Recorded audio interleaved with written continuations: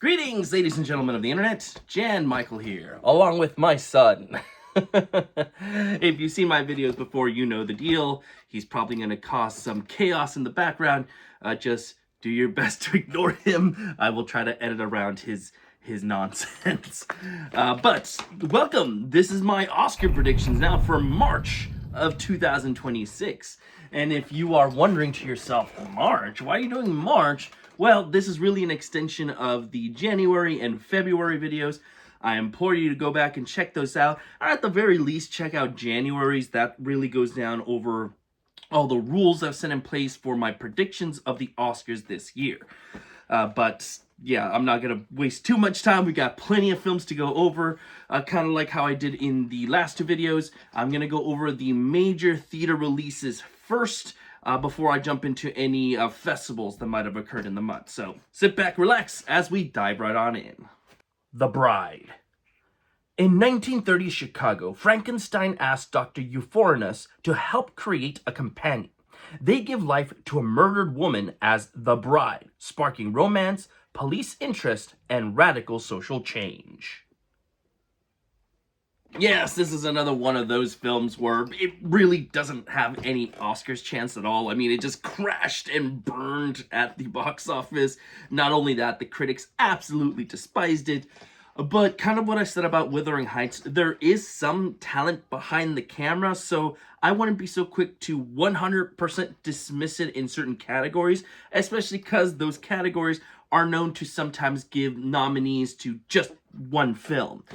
So as such, I am throwing this into the costume design. That is Sandy Powell, who's been nominated 15 times before and has won 3 times. So a very well-known name and respected name, I should say, in the industry.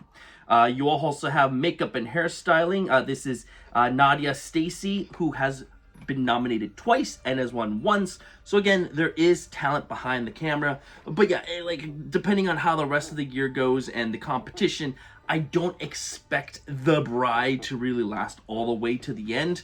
But you know, if it ends up just being a bad year in the sense of the competition in those individual categories, it wouldn't surprise me if they just included this just because there's nothing else. So that's really the only reason I'm adding it here, and plus to kind of expand my list as it is looking pretty light right now. Hoppers. A 19-year-old animal lover uses technology that places her consciousness into a robotic beaver to uncover mysteries within the animal world beyond her imagination. I freaking loved Hoppers. This was actually my favorite film of the year until just recently, which I'll actually be able to talk about that when we get to that month's Oscar predictions. But for right now, just know Hoppers was like my number one for the longest time. It is such a cute movie. It has the right amount of like cuteness, seriousness. It does tug on the heartstring at points. It's a very cute message. It actually made me laugh quite a bit. And I did take my daughter to go see it, who just cannot for the life of her sit still during a movie. And she watched the thing from start to end without really moving a muscle. She didn't even ask me questions, and she typically does throughout films, so that's how you know you got a winner on your hands. Just fantastic. So I do think this is a shoo-in for animated feature film. As of right now, I'm going to be rooting for it. We'll see how the rest of the year goes with the animation. And because sometimes animations do typically get into the original song category as well, I did include Save the Day. This is by SZA. Will it make it? I don't know, probably not. I guess it depends on how much Hoppers is loved, which, as far as I know, it is loved, but it's not a juggernaut from what I understand, so probably not. But I definitely do think it's got an animated feature film nomination coming, and I hope win, unless something else just completely blows me away in this category. Project Hail Mary. A science teacher wakes up alone on a spaceship.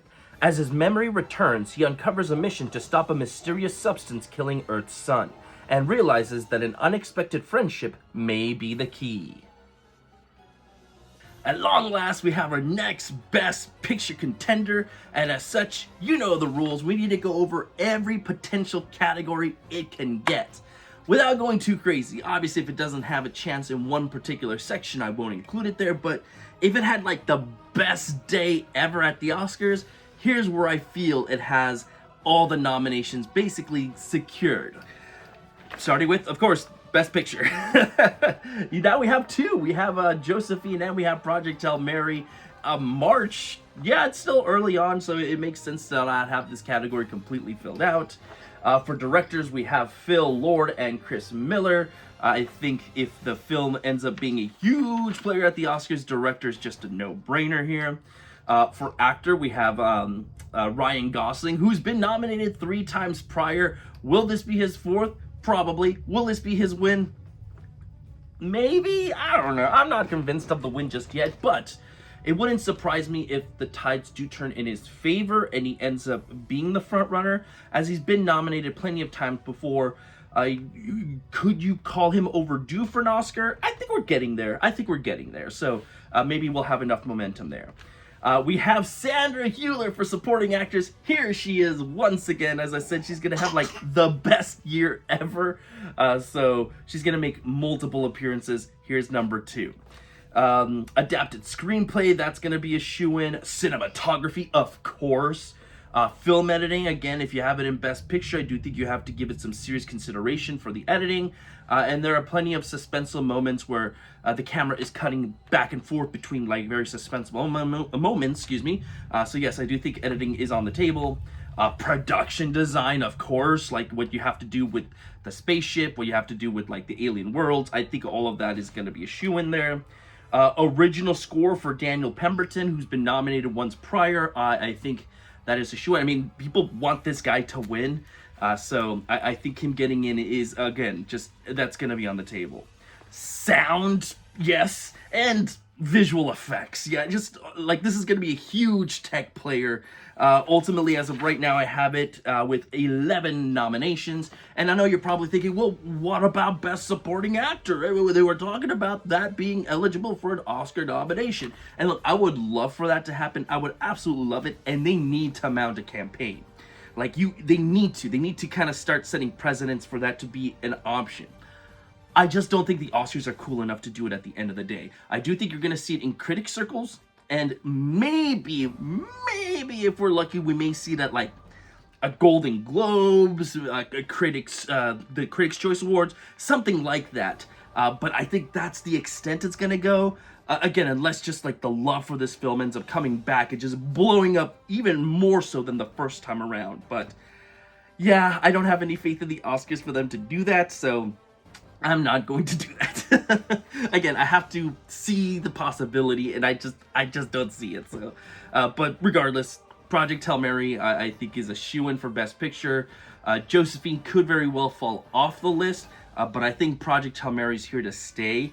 I mean, again, unless this is like a stacked year and they're like, or like maybe Dune Part 3, if the Chronicles of Narnia, if some other like sci-fi or fantasy type of film ends up just completely blowing us away more so than Project Hail Mary, I think Project Hail Mary is here to stay, and it shouldn't be in fear of getting booted out. But we'll see how the year turns out. It's a good film. I didn't love it as much as everybody else, but it is a good film, and I wouldn't mind seeing it in the Best Picture circle. So those are all the theatrical releases in March that I think have potential for Oscar consideration, and thus now we need to move on to the film festival circuit, of which there is one big one that I want to talk about. That is the South by Southwest. A lot of the shorts do get premieres here, where I think you're going to get a lot of serious competition in those categories, but there's also a lot of other stuff that premiered here that I think is worthy to keep your eye on. So we're going to go through these in alphabetical order, starting with Hag. A newly single woman in her 30s mysteriously transforms into a snake-haired hag. Navigating modern dating, societal expectations, and personal desires, she embarks on a surreal journey through South London to discover her true self. This one won a special jury prize at South by Southwest, and from what I understand from the reviews that I've seen, this film is freaking hilarious. Like, people have been saying that this is one of the funniest animated shorts that they've seen, like, ever. And as such, I'm very, very interested to check it out. Will it ultimately go on with it being such a heavy, like, comedic type of film? Well, with the shorts, you just never know how the Oscars are gonna kind of go about it. But I think with all of the positive buzz I've heard, excuse me, plus the award that it won, I do think it's in serious contention to be nominated, or at the very least, shortlisted. I Got My Brother. Jared Harper and his younger brother Balon share raw memories of abuse in LA's foster system. Their unshakable bond tested when the elder takes violent revenge on their abuser and faces life behind bars. With a title like that, I thought this was going to be a shoo-in for getting into the documentary shorts section. But not only did this not win an award, but the reviews on it haven't been the best. Not that it's gotten bad reviews, mind you, but it's just not been the best. And that's kind of a shame. Still, I do think if this ends up being a weaker year than most, this could still be given serious consideration. Plus, as I've said in the past, reviews aren't everything. Sometimes these shorts get into the categories. You have all the short lists and you watch them and then you're like, wow, but that was like one of the weakest ones. Why did that get in? So, you can't count that possibility out. I'm not saying this is one of the weakest ones. I haven't seen the film. I'm just going off of reviews. But right now, from title to synopsis, it sounds interesting to me. So I'm putting it in just for those reasons. I Love Boosters. A group of shoplifters take aim at a cutthroat fashion maven by stealing her clothes and reselling them at a lower price. What they call fashion-forward philanthropy. A lot of people were really hyping this one up when it was going to get its premiere. Boots Riley, very well-respected writer-director, so people thought that maybe this was going to be his Oscar player, and I'm still kind of holding on to it. I do think it doesn't have the best chance to get in, but just to give him the shout out, I'm throwing this one into original screenplay and for the costume design. I mean, just the costumes in that film are front and center, so could it get a lone costume nomination? It's a possibility. Again, I mentioned that is a category that they're okay with just giving a lone nomination to a film. So we'll see. This is Shirley Kurata, who has previously been nominated, so it's not like it would come out of complete left field. But we'll see. I don't think the trajectory of the film, it's gotten its official release, I should say. I don't think the trajectory has been as strong as they probably want it to be in contention for an Oscar, but as of right now, to fill out these categories and to give the films their shout-outs, I am including it here. Souvenir. While stuck on a family vacation, a young closeted teen must confront the unnerving hold her girlfriend has over her after she takes unwarranted photos of her during sex. This one won the grand jury prize in the narrative short section, so yes, with a premise like that, you are most definitely going to be intrigued. I think this is, especially in today's age, a very serious topic, with how open people are about sex more than ever before. People kind of doing things during the act that maybe the other partner doesn't want them to, and the results of that, I think depending on how it tackles this subject, it could be very tense. It could be very uncomfortable, but in a much needed way. This needs to be talked about. And with it winning a prize, I definitely think that this could be in serious contention to get into the final five. But we'll see. For now, I'm again just kind of getting these categories filled out as much as possible. Before you know it, I'm going to have to start making some tough decisions on who to boot out. But right now, I'm feeling very, very good about this one. Wishful Thinking follows a couple whose emotional states have supernatural effects on their surroundings, forcing them to evaluate whether the relationship is beneficial or harmful. A lot of people actually hyping this one up in terms of its screenplay. People saying that it has very clever writing, very interesting synopsis, or premise, I should say, beyond the synopsis. So as such, I'm putting it into the original screenplay section, but this is probably, out of all the films I've talked about thus far, the one that I've heard the least amount of, yeah, this is totally an Oscar contention type of discussion. So most likely this one's just going to fall off. But just to give these films their due, I know I've said it like a million times now, I did want to include it here because this is one that I didn't know anything about until I saw the discussion on it. So I hopefully gives you guys something to research, see, and maybe fall in love with. And that is all I have for the month of March. Again, a little bit of a lighter month than like January, for instance, but we definitely had some big contenders this time around. So yeah, I do think the list is starting to shape up very, very nicely. As such, I like to end these videos with what my current predictions are as of right here, right now, by end of March's time, of course, if you will. So let's go over those, shall we? For actor, my current predictions are Anders Danielson Lai for Everybody Digs Bill Evans, Kingsley Benadier for Franken Lewis, John Turturro for The Only Living Pickpocket in New York, Ryan Gosling for Project Hail Mary, and Ethan Hawke for The Wait. For actress, my predictions are Lubna Azabal for Hot Water, Mason Reeves for Josephine, Juliette Binoche for Queen at Sea, Sandra Hüller for Rose. For adapted screenplay, my predictions are Will McCormick and Rashida Jones for The Invite, Drew Goddard for Project Hail Mary. For animated feature film, my predictions are Daniel Chong for Hoppers. For animated short film, my predictions are Anna Ginsberg for Hag, Stephen P. Neary for Living with a Visionary, Don Hertzfeldt for Paper Trail. For Best Picture, my predictions are Josephine, Project Hail Mary. For casting, my predictions are Nina Henninger, Nafis Kaptawanoala, and Sarah Klibben for Josephine. For cinematography, my predictions are Piers McGrail for Everybody Digs Bill Evans, Greta Zazula for Josephine, Greg Fraser for Project Hail Mary, Adolfo Veloso for Queen at Sea, and Linus Sandgren for Wuthering Heights. For costume design, my predictions are Sandy Powell for The Bride, Shirley Kurata for I Love Boosters, Jacqueline Duran for Wuthering Heights. For director, my predictions are Beth De Arajo for Josephine, Phil Lord and Chris Miller for Project Hail Mary.